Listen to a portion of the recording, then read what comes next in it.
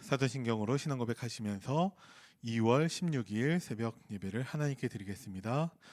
전능하사 천지를 만드신 하나님 아버지를 내가 믿사오며 그 외아들 우리 주 예수 그리스도를 믿사오니 이는 성령으로 잉태하사 동정녀 마리아에게 나시고 본디오 빌라도에게 고난을 받으사 십자가에 못 박혀 죽으시고 장사한 지 사흘 만에 죽은 자 가운데서 다시 살아나시며 하늘에 오르사 전능하신 하나님 우편에 앉아 계시다가 저리로서 산자와 죽은 자를 심판하러 오시리라.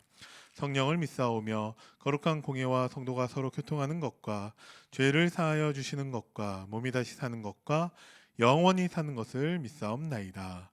아멘. 찬송가 506장 찬송 드리겠습니다.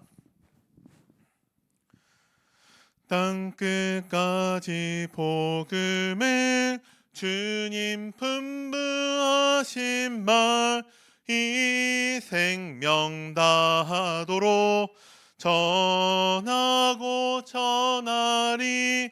너도 나도 복음 들고 외치고 외치자. 동서남북 어디서나 전하고 전하자. 주님 권세 받고서 땅끝까지 복음을 두려워하지 말고 담대히 전하리. 너도 나도 복음 들고 외치고 외치자. 동서남북 어디서나 전하고 전하자. 주님 말씀 듣고도 실천하지 않으면 그 책망 두렵구나. 순종에 전하리. 너도 나도 복음 들고 외치고 외치자. 동서남북 어디서나 전하고 전하자. 아멘.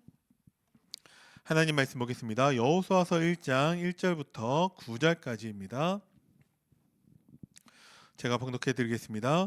여호와의 종 모세가 죽은 후에 여호와께서 모세의 수종자 눈의 아들 여호수아에게 말씀하여 이르시되 내 종 모세가 죽었으니 이제 너는 이 모든 백성과 더불어 일어나 이 요단을 건너 내가 그들 곧 이스라엘 자손에게 주는 그 땅으로 가라. 내가 모세에게 말한 바와 같이 너희 발바닥으로 밟는 곳은 모두 내가 너희에게 주었노니 곧 광야와 이 레바논에서부터 큰 강 곧 유브라데 강까지 헷 족속의 온 땅과 또 해지는 쪽 대해까지 너희 영토가 되리라. 내 평생에 너를 능히 대적할 자가 없으리니 내가 모세와 함께 있었던 것 같이 너와 함께 있을 것임이니라. 내가 너를 떠나지도 아니하며 버리지 아니하리니 강하고 담대하라. 너는 내가 그들에게 조상에게 맹세하여 주리라. 그들에게 주리라 한 땅을 이 백성에게 차지하게 하리라. 오직 강하고 극히 담대하여 나의 종 모세가 내게 명령한 그 율법을 다 지켜 행하고 우러나 저러나 치우치지 말라. 그리하면 어디로 가든지 형통하리니 이 율법책을 내 입에서 떠나지 말게 하며 주야로 그것을 묵상하여 그 안에 기록된 대로 다 지켜 행하라. 그리하면 내 길이 평탄하게 될 것이며 내가 형통하리라. 내가 내게 명령한 것이 아니냐. 강하고 담대하라. 두려워하지 말며 놀라지 말라. 내가 어디로 가든지 내 하나님 여호와가 너와 함께 하느니라 하시니라. 아멘. 하나님이 하신다라는 제목으로 오늘 새벽 말씀을 나누도록 하겠습니다. 먼저 서론에서 이번 주 주신 강단 말씀 고린도후서 강의 4번째 세상 속에서 그리스도의 향기인 성도라는 제목으로 주신 말씀을 정리하도록 하겠습니다. 서론에서 주신 말씀이 세상 속에서 하나님의 은혜를 받아 구별된 자로 부르심을 받은 성도는 생명인 하나님의 말씀대로 살아가야 한다라고 우리에게 말씀해 주셨습니다. 우리가 신앙생활 하는데 너무나 중요한 것이지만 너무나 쉽게 놓치는 것이 있다면 하나님의 절대 주권입니다. 서론에서 말씀하신 신명기의 성경 구절 두 가지가 있는데 공통적인 표현이 여호와께서라는 표현이 있습니다. 하나님께서 우리의 마음에 할례를 행하시고 하나님께서 지상 만민 중에서 나를 택하시고 자기 기업의 백성으로 삼으셨다라는 내용입니다. 하나님이 하시는 것입니다. 그러면 왜 하나님이 이스라엘 백성들을 택하셨습니까? 이스라엘 백성들에게서는 택함을 받을 만한 이유는 전혀 찾아볼 수가 없고 오직 하나님의 은혜고 하나님의 절대 주권입니다. 그렇다면 우리가 구원받은 것도 하나님의 절대 주권인데 구원받은 이후의 삶도 하나님이 하나님의 절대 주권으로 인도하실 것이고 구체적으로 어떻게 인도하시냐? 하나님의 말씀으로 인도하십니다. 그래서 하나님 자녀에게는 말씀이 곧 생명입니다. 근데 아이러니하게도 교회 다니는 많은 성도들이 말씀을 붙잡지 않습니다. 어떤 실패가 결국은 실패냐? 하나님 말씀을 붙잡지 않는 것이 모든 것의 실패입니다. 성교원에 다니고 있는 제 딸 하나가 반복해서 하는 표현 가운데 예배 승리, 인생 성공 그 고백을 할 때가 종종 있습니다. 무슨 뜻인지 알고서 하는 건지는 잘 모르겠지만 그 말대로만 되어질 수 있다면 어떤 인생도 실패하지 않고 반드시 하나님의 향기를 나타내게 될 줄을 믿습니다. 하나님의 살아계신과 하나님의 영광을 나타내고 증거하는 삶을 살았던 거룩한 하나님의 백성과 같이 우리는 우리의 현장 속에서 그리스도의 향기를 나타내는 하나님의 자녀로 부르심을 받았음을 기억하라고 말씀을 하셨습니다. 하나님이 우리를 그리스도의 그 십자가 십자가 보혈과 다시 살아나신 부활을 통해서 우리를 구원하셨고 우리로 그 그리스도의 향기를 나타내는 성도로 우리를 부르셨다는 것, 하나님의 절대 주권, 하나님의 은혜를 꼭 기억하시기 바랍니다. 그러면 우리는 그리스도의 승리를 나타낼 수 있습니다. 그런데 여기에서 정말 중요한 것이 무엇이냐? 사명을 감당하고 지속할 수 있는 마음의 상태가 중요하다라고 하셨습니다. 생명을 살리시는 하나님이 전도의 주체가 되시어 사역의 문을 열어주셨다라고 하셨습니다. 우리는 하나님이 하시는 전도의 도구일 뿐입니다. 그래서 우리는 모든 것을 하나님이 하신다라는 것을 항상 기억해야 합니다. 그러면 그리스도의 승리와 복음의 냄새를 나타내는 성도로 응답받을 수 있는데 하나님은 성도가 오직 그리스도를 아는 복음의 냄새를 나타내는 삶을 살아가도록 역사하고 계십니다. 그리스도의 향기가 아니라 그리스도를 아는 복음의 냄새, 그 향기를 말씀하고 계십니다. 그리스도를 아는 냄새는 무엇입니까? 그것은 우리가 말씀으로 살아갈 때만 나타낼 수 있습니다. 기독교인들, 교회 다니는 사람들은 어떤 냄새를 나타내고 있습니까? 일반적인 사람들에게서의 인식은 어떠냐? 교회 다니는 사람들은 착하다라고 생각을 합니다. 왜 그러냐? 교회 다니는 사람들이 착하다는 냄새를 풍겼기 때문에 그렇습니다. 그래서 교회 다니지 않는 사람들은 교회 다니는 사람들에게 착하다라고 그렇게 인식하고 있는데 그렇지 않는 모습에 정말 상처를 받아서 절대 복음 받지 않고 절대 교회 못 오는 사람들도 많이 만나보게 됩니다. 이것은 불신자들의 문제이기도 하지만 교회 다니는 사람들이 제대로 그리스도를 아는 복음의 냄새를 나타내지 못하기 때문에 그렇습니다. 그리스도인들이 다 착합니까? 그리스도인들은 죄인입니다. 죄인된 인간이 하나님의 은혜로 하나님을 만나러 교회로 오는 것이 그리스도인들이죠. 그래서 죄인이었고 구원받아도 여전히 죄의 상태에 빠질 때가 많이 있습니다. 착하다라는 것도 기준을 어디에 두는가에 따라서 다른데 윤봉길 의사는 우리나라에서 의사로 인정되어 있지만 일본에서는 테러리스트로 규정되고 있습니다.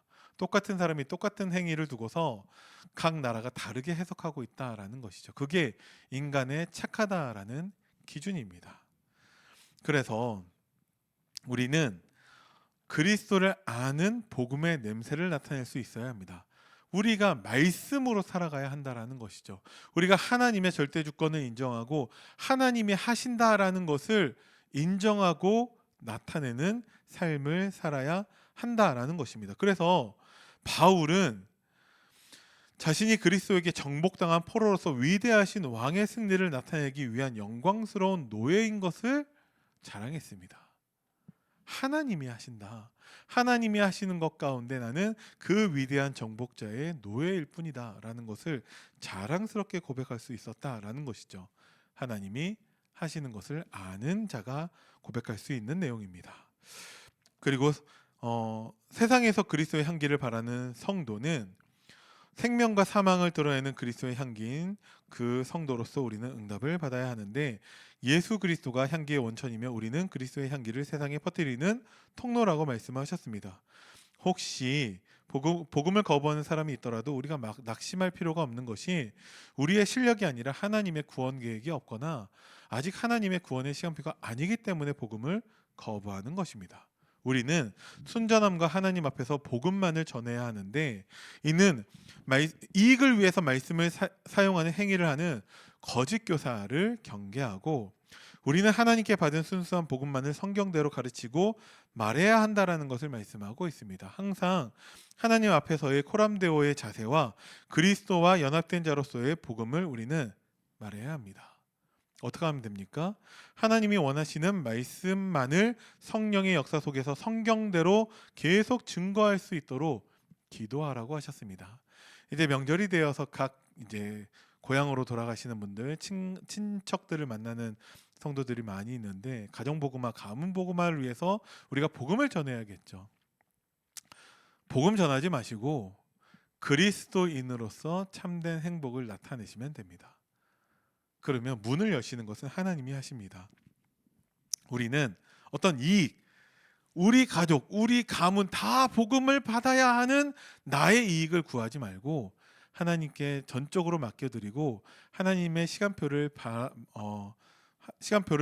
이제 기대하면서 우리는 그냥 순수하게 복음만 말하면 됩니다. 네. 복음 말할 수 있는 환경이 아니다고 한다면 복음을 누리고 있으면 됩니다. 그러면 하나님이 반드시 역사하실 줄을 믿습니다. 자, 본론의 내용을 간단하게 정리하도록 하겠습니다. 여호수아서 1장부터 4장까지의 내용을 오늘 읽어야 되는데, 그것을 통해서도 우리는 하나님이 하신다는 것을 알 수 있습니다. 첫 번째로 하나님이 함께 하십니다. 여호수아서 1장 내용에서 하나님은 반복해서 이것을 말씀하고 계십니다. 여호수아서 1장 6절, 7절, 9절에서 반복해서 강하고 담대할 것을 하나님은 말씀하고 계십니다. 이것은 우리가 늘 언약을 재확인하여서 나의 것으로 붙잡아야 한다는 것을 의미합니다. 우리가 너무나 쉽게 말씀을 놓치기 때문에 우리는 반복해서 하나님 말씀을 통해서 언약을 재확인하고 하나님이 새로운 언약을 우리에게 날마다 주시는 것을 우리는 붙잡아야 합니다. 그 약속은 무엇입니까? 내가 너와 함께 하느니라. 여호수아서 1장 5절에서도 말씀하셨듯이 하나님은 우리와 함께 하십니다. 하나님이 하시는 일, 하나님의 사역은 반드시 하나님의 임재로 이루어집니다. 그래서 우리 가정에서, 내가 일하는 직장에서, 우리가 오랜만에 만나는 친척들, 그 모임 가운데에서 우리가 기도할 것은 하나님이 이 자리에 함께 임재하옵소서, 그거밖에 없습니다. 그러면 하나님이 우리에게 증거를 주시는데, 여호수아서 1장 5절에 내가 모세와 함께 있었던 것 같이 너와 함께 하겠다고 여호수아에게 하나님은 약속하고 계십니다. 내가 모세와 함께 있었던 것 같이, 그것 또한 하나님의 언약이었고 하나님은 그 언약을 성취하셨습니다. 여호수아와 함께 하신다는 것도 하나님은 언약하셨고 하나님은 성취하셨습니다. 하나님이 하십니다. 그래서 우리가 성경을, 하나님 말씀, 강단을 우리는 가까이 하는 것이고, 그것을 통해서 나에게 주시는 언약을 우리는 확신해야 됩니다. 하나님이 하시고 하나님이 함께 하십니다. 그랬을 때 하나님이 어떻게 하시냐? 두 번째로 하나님이 길을 여십니다. 여호수아서 3장에서 요단강 앞에서의 이스라엘 백성들에게 하나님의 말씀이 있습니다. 요단강은 사람이 건널 수 없는 상황을 말하는 것입니다. 성경에서는 이러한 경우가 참 많이 있습니다. 여호수아에게 아브라함을 하나님이 복의 근원으로 부르셨는데 아브라함은 복의 근원이 될 수 없습니다. 너로 말미암아 내 자녀로 말미암아 내 씨로 말미암아 이런 말씀을 하셨는데 아브라함은 불임 여성과 결혼을 했습니다. 자녀를 기대할 수 없고 내 자손을 기대할 수 없는 아브라함. 하나님의 말씀에 의구심을 갖고 아브라함은 내 종 엘리에셋이 복을 받기를 바라고 하갈을 통해서 낳은 아들 이스마엘이 복을 받기를 원하는데 하나님은 내 아내 사라를 통해서 낳는 아들로 말미암아를 정확하게 말씀하고 계십니다. 그죠? 하나님은 우리가 상상할 수 없는 곳에서 하나님의 길을 여시는 분입니다. 언제 요단이 갈라집니까?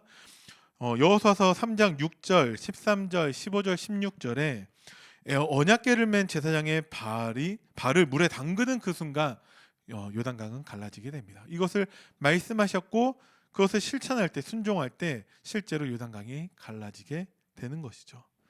우리가 하나님 말씀에 순종할 때 길을 우리가 만드는 것이 아니라 하나님이 길을 여십니다. 그래서 우리는 말씀을 붙잡고 말씀에 순종하는 삶을 살아야 됩니다. 세 번째로 하나님이 기억하게 하십니다. 여호수아서 4장에서 보니까 요단을 건넌 후에 기념비 12개를 세우라고 말씀하고 계십니다.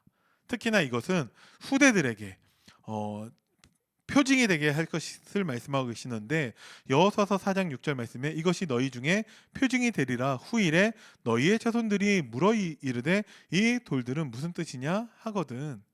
하나님이 하셨다는 것을 그들에게 증거하는 것입니다. 왜 이것이 필요합니까? 기적은 시간이 지나면 잊혀집니다. 은혜는 시간이 지나면 희미해집니다. 그래서 하나님은 기념비를 세우라고 말씀하시는 것입니다. 하나님이 하셨다는 증거를 남기고 모두가 알 수 있도록 해야 합니다. 그러면 나의 기념비가 있습니까? 우리가 지금까지 너무나 놀라운 하나님의 은혜와 응답들을 받아왔는데 기념비로 세우지 않은 결과 잘 생각이 안 납니다. 잘 기억이 나지 않습니다.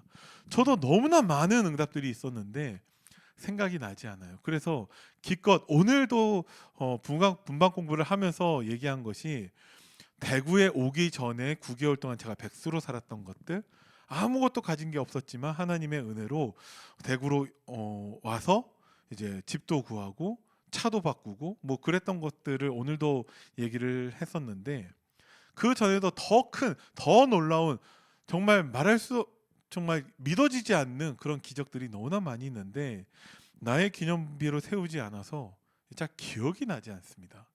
그래서 우리는 우리 후대들에게 특히 증거가 될 수 있도록 나의 기념비를 세워야 합니다. 하나님이 기억하게 하실 것입니다. 자, 결론입니다. 첫 번째로 나의 요단강 앞에서 하나님이 하신다는 믿음의 고백을 우리는 해야 됩니다. 하나님이 하십니다. 하나님이 하셔야만 합니다. 우리가 하는 것은 아무런 소용이 없습니다. 우리가 그리스도의 향기가 된다라는 것은 우리를 통해서 그들이 저 불신자들이 하나님이 하셨다는 것을 보는 것입니다. 그래야 그들도 하나님이 하신다는 것을 믿을 수 있습니다. 그래서 우리는 나의 요단강 앞에서 절대 해결할 수 없는 그 문제들 앞에서 하나님이 하신다라는 믿음의 고백을 해야 됩니다. 명절에 그리스도를 증거하는 그리스도의 향기로 살아가라고 하셨습니다. 복음 전해라가 아니라 그리스도의 복음을 누리고 있으면 하나님이 여시는 길, 하나님이 여시는 문 속에서 우리는 순수하게 순전함으로 정말 하나님께 받은 말씀만 전달하면 됩니다. 역사는 하나님이 하십니다. 또 무슬림을 위한 30일 기도에 동참하자라고 말씀을 하셨습니다. 무슬림, 정말 복음을 증거하는 데 방해되는 저 큰 세력에 대해서도 하나님이 하십니다. 우리가 기도한다면 우리의 기도 때문에 하나님은 역사하시는 것처럼 하실 것입니다. 그래서 우리는 이 기도에 동참해야 됩니다. 그래서 정말 우리가 명절 기간 동안에 그리고 우리의 삶 속에서 정말 요단강과 같은 그 문제 앞에서 하나님이 하신다라는 것을 우리가 확인하고 그러한 반석과 같은 믿음 위에 세워지면서 우리의 후대들에게 중요한 영적인 유산을 남기는 응답이 있기를 바랍니다. 우리 합심하여 통성으로 기도하실 건데, 자, 첫 번째 말씀을 두고서 우리가 기도하시고요.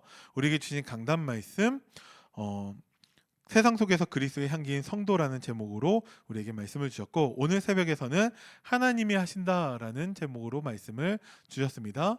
이 말씀 붙잡고 기도하시고 우리가 교회를 위해서 기도하고 총회를 위해서 기도하고 이 나라를 두고서 기도해 주시기 바랍니다.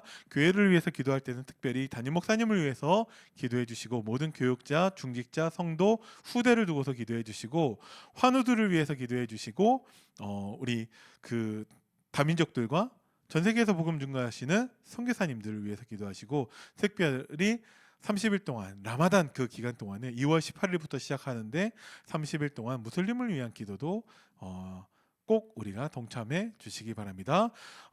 말씀드린 이 모든 기도 제목 가지고서 우리가 합심하여 통성으로 기도하도록 하겠습니다. 살아계신 하나님 은혜를 감사드립니다.